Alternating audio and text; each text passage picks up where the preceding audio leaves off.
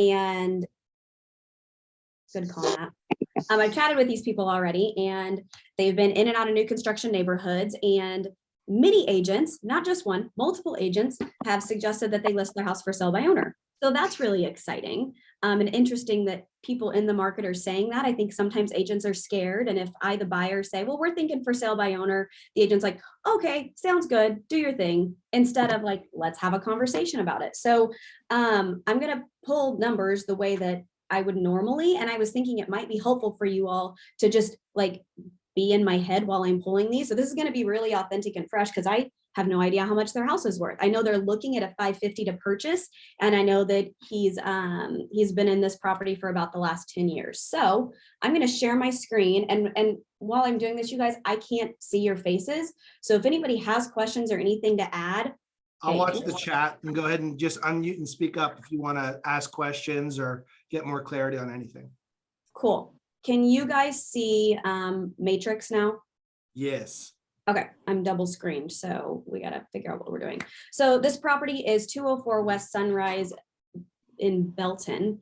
And the first thing I always do before you pull comps is you've got to go to the tax records and see what you're even looking at. So looks like the information is correct. This is a guy that's recently divorced. His name is Chad.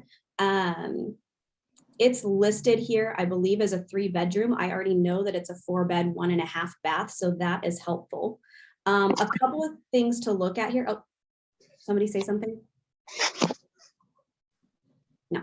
All right, a couple of things that we're looking at on the tax records before we go in and we try to pull numbers to present later on in the night is, have they done anything at all with refinancing since he purchased in 2010? So if you scroll all the way down to the bottom of the tax history, you'll see that, yes, indeed, his story checks out, that he quit claim deed his wife off the house recently and took out a VA loan right down here, a VA loan for $156,000, really, really recently, as of 11/19, which tells me that he just had an appraisal. So he probably has a fixed number in his head of how much he thinks the house is worth right now. Now, because we're all in the industry, we know that was already 90 days ago and things may have changed, hopefully for the good. But that's a really helpful point to know in your head before you go talking with a seller is how much or little information do they have about the finances of their house. So good news, we've got some information there. I wish that I knew exactly how much that appraisal was for, but that's one of the first things that we'll try to find out as I'm walking through the house with them, is to figure out where that number came in at so that I can structure my conversation around these comps to make sure that I don't sound like a crazy lady. So let's flip back here. I have this pre-populated, so my hope was to chat for maybe 10 minutes this time and then open it up for questions so that this can be a little bit more scripty than the last time. But what I've done here is I've searched for properties within 1 mile of the subject home, active, pending, and sold within the last 0 to 180 days. I know it's a 4-bedroom, so I really don't want to go higher than that. I always try to be conservative on my comps, so I've said 3 to 4 bedrooms. It also looks like that 4th bedroom is probably non-conforming, so whenever I'm running the numbers, I want to make sure that I'm pretty conservative. And then it's right at 2,000 finished square feet. So over here, I've done 18 to 2,300 to try to get a good range. And we've got 33 matches. So that's probably more than I really want to look through. But we're going to flip it up here to the first 10. Whenever I'm running comps, I always go price low to high. So you guys probably saw on the ARV over there, tax records estimated at between 160 and 180. While you can't bank on that, that's a good number to know because a lot of times that's what you might see on Zillow as well. And it could be what the client has in the back of their head for a fair market value. So here's what I would do if you guys weren't on the call, and I'll try to kind of go a little bit slow. I'd go and I would look at every single property, probably the first 10 or 15 that's within the range that I feel like this house is going to be. I've never seen pictures of it. Actually, you know what I have? I jumped a little bit too far for you guys. Let me go back. I want to show you a picture of this house whenever he bought it. I cheated. Anybody have any questions while I pull up the one exterior picture of this property that we have? Or anyone do anything differently that they'd like to add up to this point? Do you not add pre-MLS in your CMA search? Ooh, I And do. why or why not? Yes.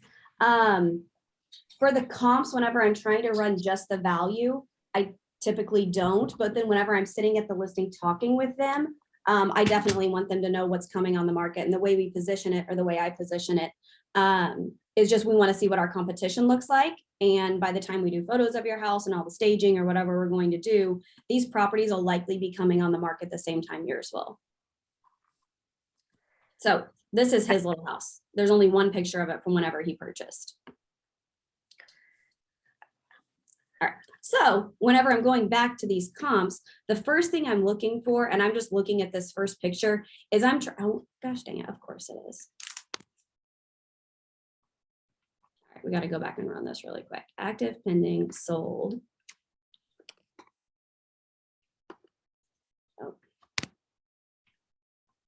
One of the first things I'm looking for is properties that even just look similar from the outside. Whenever there's 33 results, obviously we can't use all 33 of those. And I'm really looking for like maybe 5 that are pretty similar. Come on, let me have that. Why won't it let me have my address?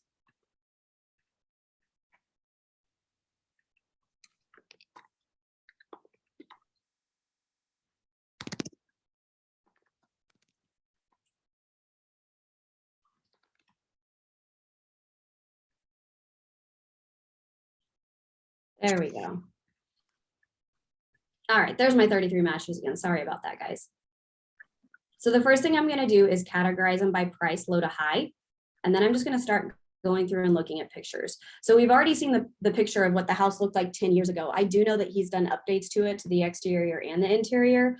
So we are hopefully going to be not in this ballpark at all.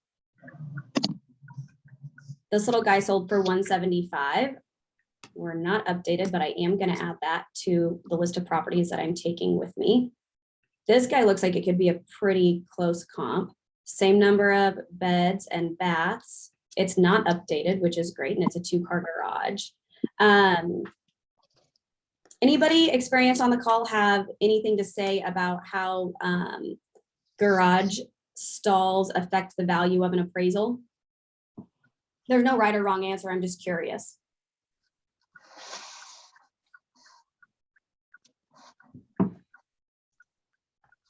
I always tell people it depends on the appraiser. I have some appraisers, obviously, that will give extra value for an extra space, and you have some that go, there's just as many in the neighborhood that don't have that extra space. So it just depends on the appraiser. Yep. If it's unique to the area, it might add value. There you go. I don't even know who said that, but you're exactly right. So what'll happen sometimes, it looks like we've got a few in here that we can refine. So down at the bottom of the page, you just hit refine and you're going to narrow it down. What can happen a lot of times is sellers will get stuck on something that they love about their house that they think is a really big value. And sometimes that is garages, especially in this price range where like under 250, it looks like. They may be really, really excited that they've got 2 cars and everybody else has 1 car, and tell us all of a sudden, I've heard it, it's going to cost them $20,000 to add a car to that, another garage stall to that house across the street. So my house should be listed at $250K. And you just have to kind of be ready to handle those objections and explain, looking back at the comps, what this looks like. So it looks like we've got 5 properties here, and we're going to do single line with a photo. Looks like we have 5 properties here that are halfway similar to the house that we're looking at least 3 beds, because we've got 3 that are conforming, 1 that's non-conforming, and anywhere from 1 to 2 baths. So if I was sitting down with the clients, I would pull up something really similar to this view here. And well, before I get started, does anybody have questions on where we're at so far? So quiet, all of you. All right, so I'd probably sit down with the sellers and I'd say, all right, guys, if it's okay with you, I'd like to just kind of give you a peek behind the curtain at what real estate agents and appraisers use to price houses with. Is that okay? And they're like, yep, absolutely. You're going to go into a little bit of why we're on this and not Zillow, because a lot of times people will say, hey, I checked out my home value on Zillow and I'm at XYZ. That's a really great transition point to present yourself as the expert and say, Awesome. I know that's really great public information. Would you like a peek behind the curtain? So now we're all sitting down at the kitchen table at the listing appointment in front of my computer. And I'm going to say, I just want to walk you through what I think an appraiser is going to look at on the back end of this. Whenever a buyer makes an offer on the house, most likely they're going to have to use a loan. I know you just pulled out a VA loan on the property. And so you probably understand what that feels like whenever an appraiser comes out, looks at the property and helps determine value. So we want to make sure we're really ahead of that so that there's no surprises at the end, because the worst thing that can, go ahead. Pause right there. I want to make sure everybody caught what you just did. What did Rebecca just do that's kind of pro level that separates her from everybody else? What'd you guys catch? She already set in motion that an appraiser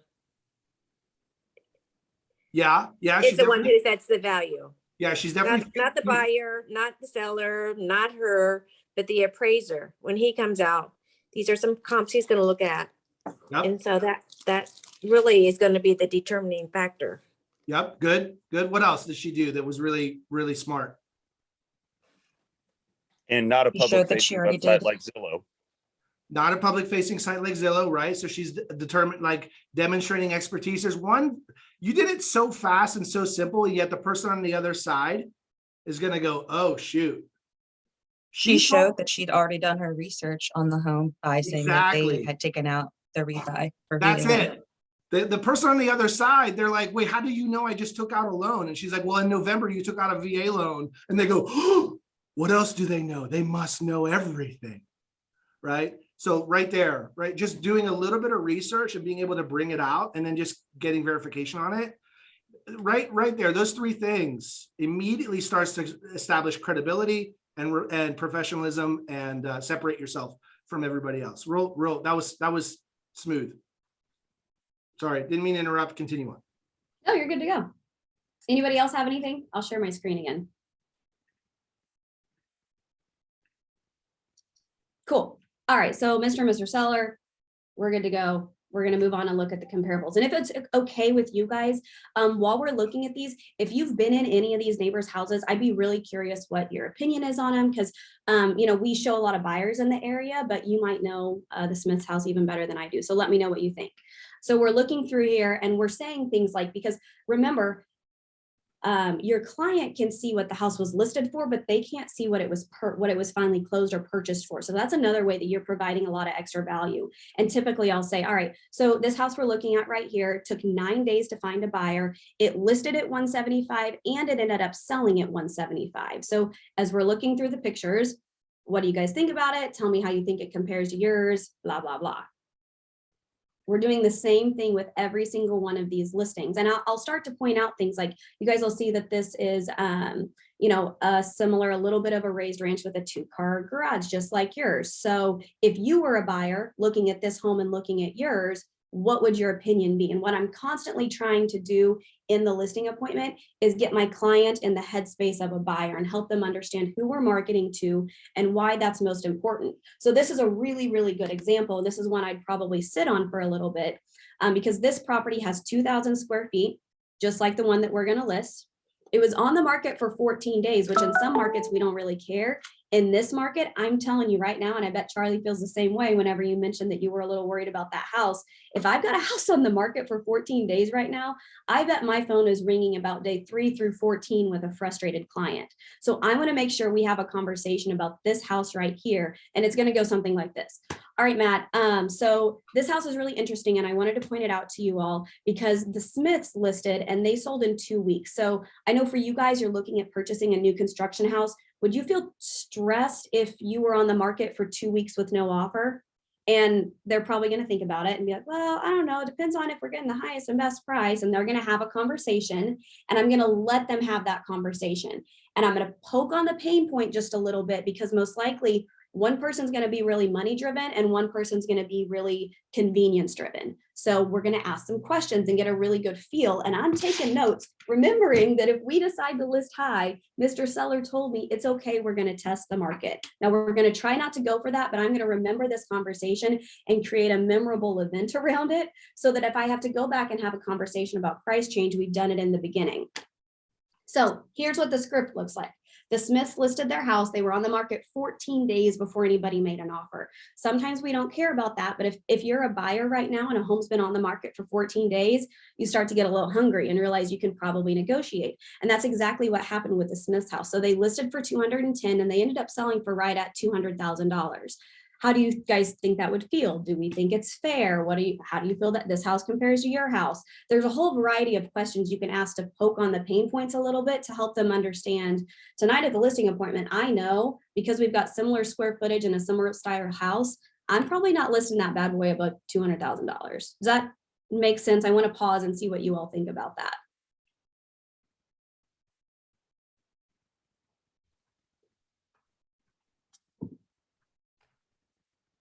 Nothing? Are we all Sometimes like? you have to look at the history Yep, just to make sure it hadn't went under contract twice or something like that. good call. Oh, no, come back.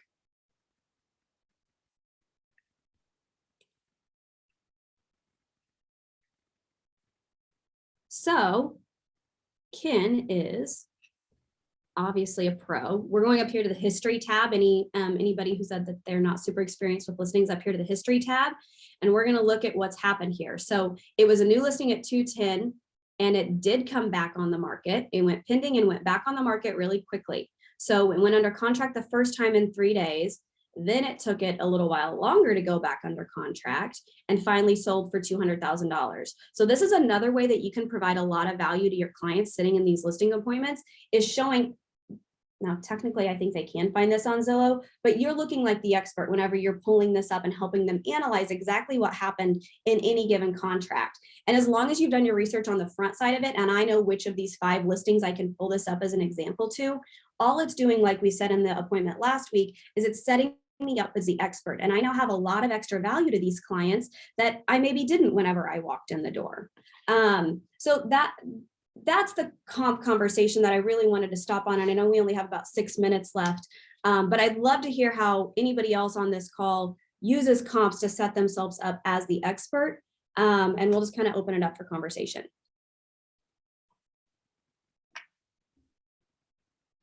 I just had one quick question on how you pulled your comps, just to clarify. Now, understanding that it was in Belton and maybe, you know, that's not the same as being in Kansas City, but do you, regardless of where you're at, automatically go a mile? So it would go a quarter mile, half mile, and then on your way out, depending on how many comps you have. You got it. So whenever I ran it at a quarter mile, there was only 1. And whenever I ran it at a half mile, there were 2.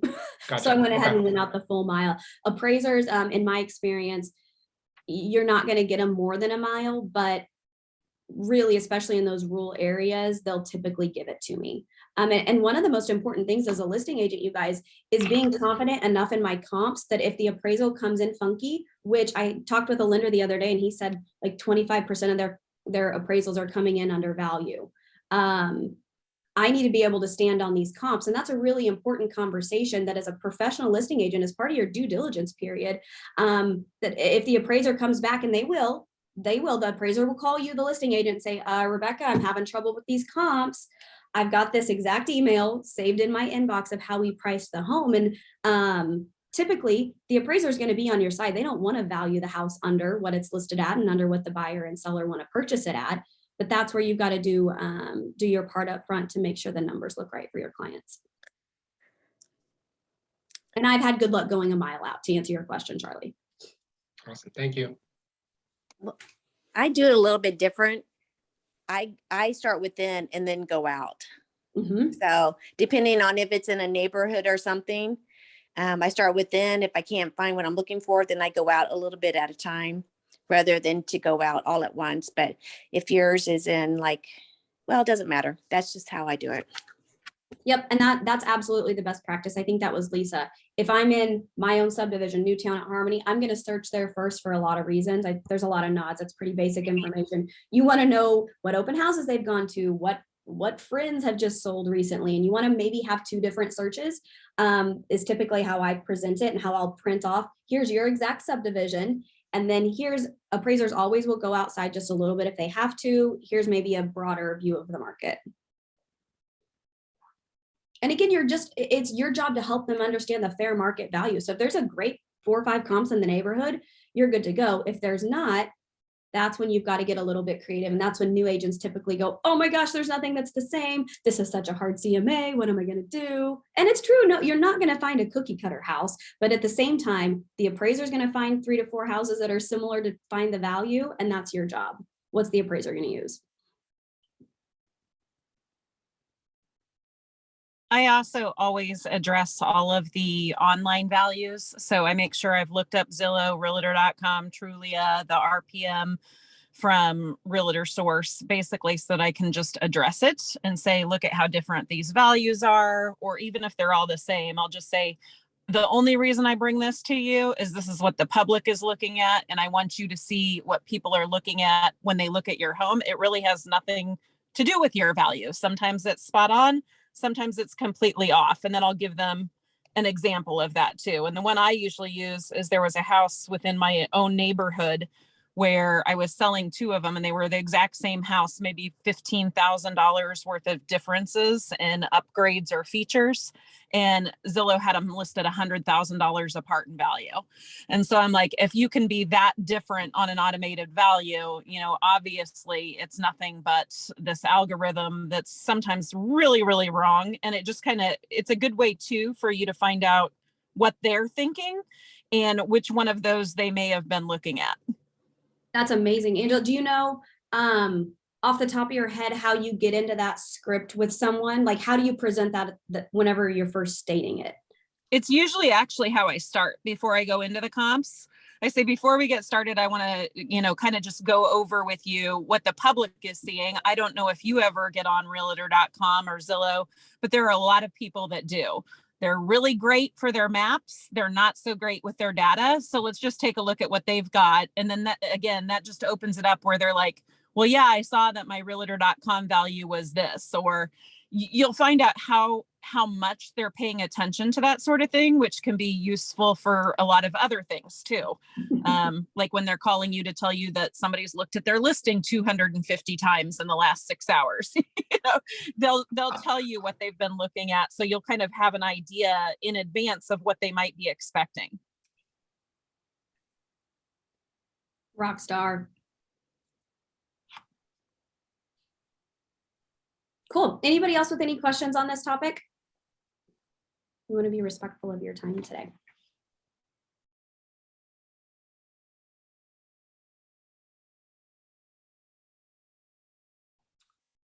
Awesome. So what I'm suggesting, or what I'm kind of sensing, is that this is a topic everyone's got a lot of interest in. And let's take a look at Thursday with, now you've gone through the comps, you've presented your marketing and your unique value proposition. And Rebecca, thanks, but ... We're going to go over some objection handlers for listings. You did the job. You're feeling like you're vibing, and they're like, how do we handle it? So Thursday, stay tuned. Bring your best and your biggest objections for listings, and we as a group will go through and attack them. Take care, guys. Thanks, Rebecca. Thanks, everybody. Guys, Thank you. thanks. Have a great day, everyone.